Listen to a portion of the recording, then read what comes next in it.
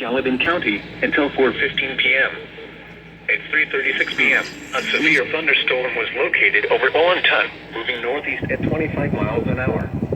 Hazard, 60 miles an hour wind gusts and penny-size hail. Source, radar indicated. Impact, expects damage to trees and power lines.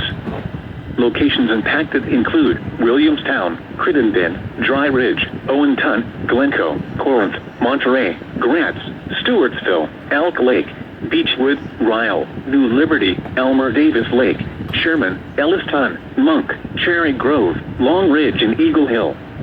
This includes the following interstates: I-71 in Kentucky between mile markers 67 and 70.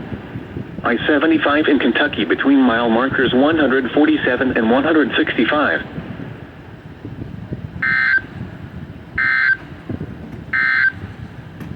The National Weather Service in Wilmington has